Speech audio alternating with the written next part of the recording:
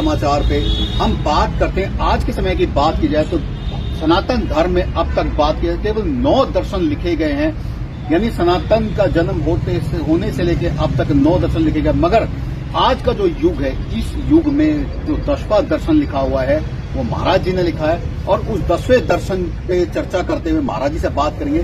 इस 10वें दर्शन में कैसे हम अपने साथ लेके चलें और कैसे सनातन को आगे जिंदा रखें। महाराज जी प्रणाम। जय गुरु। आपका स्वागत है। महाराज जी, जैसे सनातन का जन्म हुआ है 9 दर्शन, 10वें दर्शन में आपने लिखा है और कैसे वर्णन है?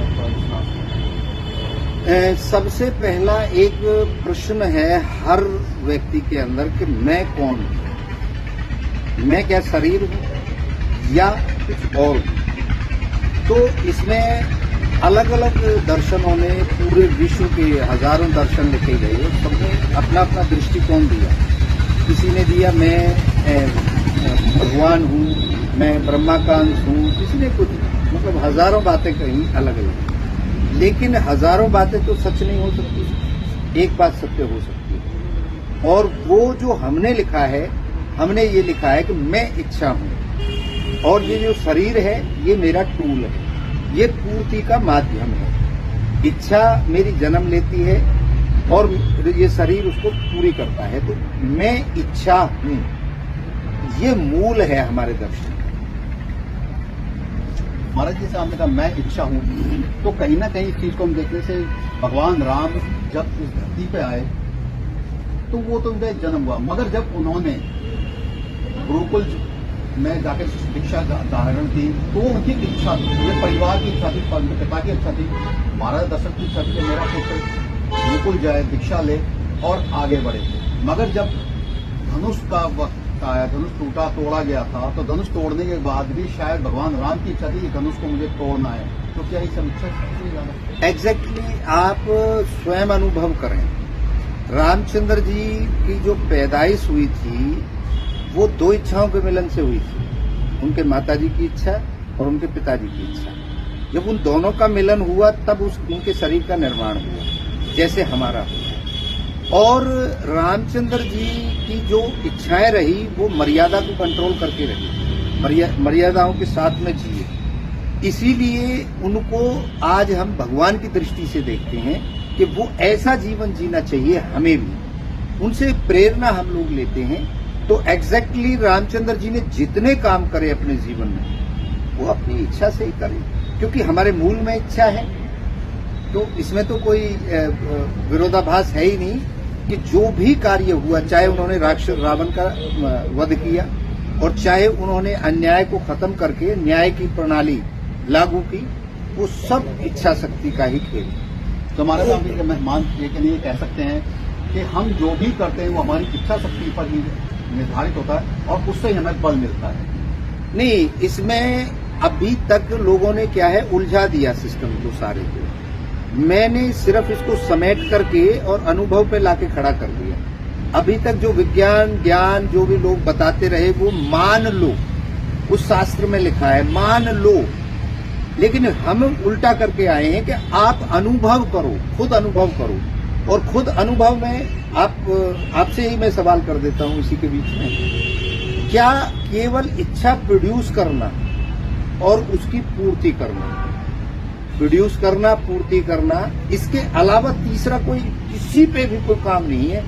आप महसूस करके देख लीजिए। नहीं महाराज, बात तो सही है इस बात में, क्योंकि मेरी इच्छा थी आपसे मिलना, ये प्रोड्यूस हुई और मैं वहां से यहाँ तक आया, तो कहीं ना कहीं मुझे पूर्ति हुई है।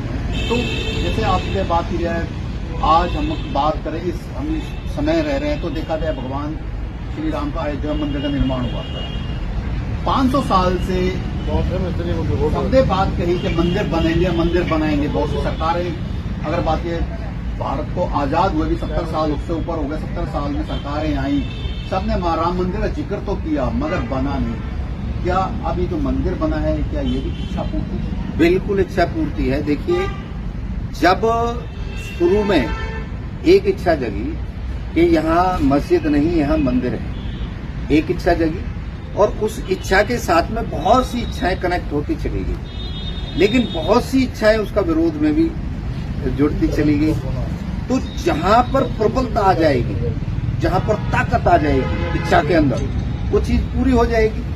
जैसे आज का जो समय है, जब अब मंदिर कंप्लीट हो चुका है, पूर्ति हो चुकी है, वो धीरे धीरे करके सुलगती रही और इच्छाओं का अंबार इकट्ठा हो गया और उसी ताकत से फिर एक सरकार बनी जो राम के फेवर की सरकार थी, राम मंदिर के फेवर की सरकार थी, और आज आपके सामने पूर्ति हो गई। तो सारा इच्छाओं का ही गणित है ये। जो भी चीज इस दुनिया में निर्मित हुई है केवल और केवल इच्छा से हुई है। अगर इच्छा में कमजोरी होगी तो वो चीज पूरी कभी नहीं होगी। महाराज जी, देखा जाए आप जैसे आज के समय में देखा जाए, लोग, चाहे मैं युवा की बात करूं, कहीं ना कहीं युवा ग्रसित हो रहे हैं और आंखों होकर किसी गलत आदत इस्तेमाल करते हैं, तो क्या कहीं ना कहीं इच्छा शक्ति कमजोर है? नहीं, कमजोर मैं नहीं कहूंगा।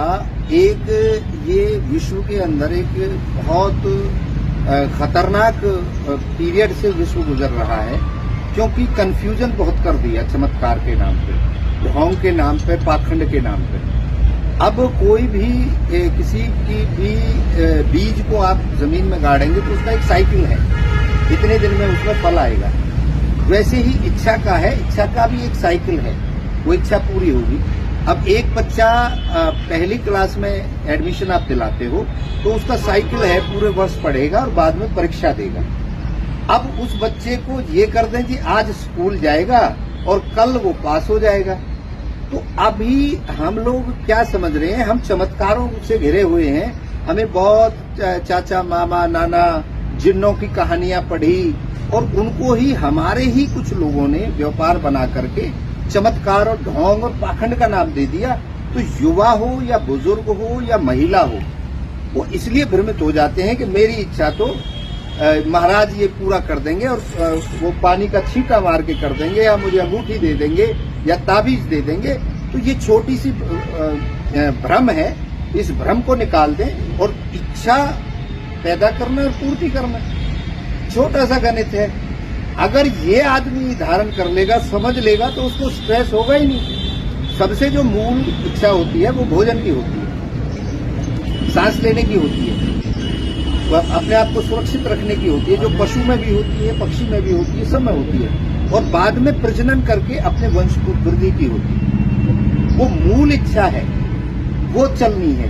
और उसके बाद तो जो देश काल परिस्थिति से हम पैदा करते हैं कि भैया मैं काम तो नहीं करता साइकिल के लिए भी, और उम्मीद करता हूं कि मैं जहाज में उड़ूं। काम करो ना जहाज के लिए, जहाज में भी उड़ जाओगे, लेकिन काम आप साइकिल के लिए कर रहे हो और फिर जा रहे हो जी उसको, साइकिल के काम को भी छोड़ करके महाराज कोई ऐसा जुगाड़ कर दो। बस जुगाड़ के लिए जिंदगी नहीं है, जिंदगी जीने का नाम है, जिंदगी जिंदा दिली का नाम है। तो इच्छाएं जो पूर्ण करता है वो जिंदा दिल आदमी कर सकता है, क्योंकि हमारे देश में इच्छा है।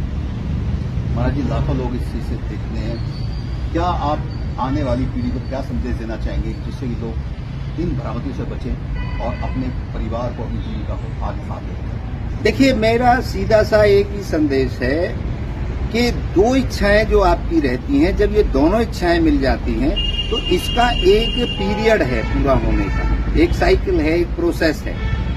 वो साइकिल को हम आसान बना सकते हैं। जैसे हम यहाँ से दिल्ली जाना चाहते हैं तो अब दिल्ली के लिए माध्यम बना दिए। पहले क्या था, पहले साइकिल से लोग जाते थे, उससे पहले पैदल जाते थे, फिर छोटे छोटे वाहन आए, बड़े आए, और आज मेट्रो आ गई। और आने वाले भविष्य में हो सकता है कि उड़ने वाली कार आ जाए छोटे छोटे, तो हम जल्दी पहुंच जाएंगे।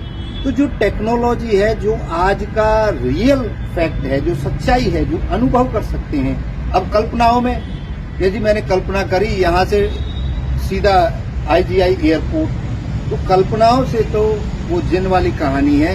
तो मैं तो एक ही संदेश दूंगा कि काम करिए, मेहनत करिए, आगे बढ़िए, और किसी भ्रम में, कोई चमत्कार के नाम पे आपको ताबीज बेचता है, कोई आपको कुछ धागे बेचता है, कोई आपको और भी बहुत सी चीजें। हमारे देश में इस समय बहुत बुरा हाल चल रहा है, तो मैं तो यही कहूंगा उस बुरे हाल से बचिए और अपनी इच्छा से बात करिए। असलियत क्या है, असलियत के साथ जिंदगी को आगे बढ़ाइए, बड़ा आनंद आएगा। आप कभी बीमार नहीं होंगे, स्ट्रेस नहीं होगा, शुगर नहीं होगी।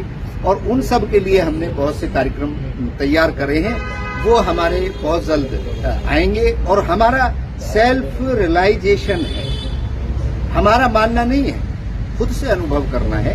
तो आप जो अनुभव करते हैं वही सच्चाई है, बाकी सब महाराज जी, जैसे कि अगर कोई आपसे जुड़ना चाहे, आपसे संपर्क करना चाहे तो कैसे करें? अभी फिलहाल हमारा एक पॉइंट है पूरे विश्व में, इच्छापूर्ति धाम नाम से खैर अलीगढ़ उत्तर प्रदेश में, भारत में।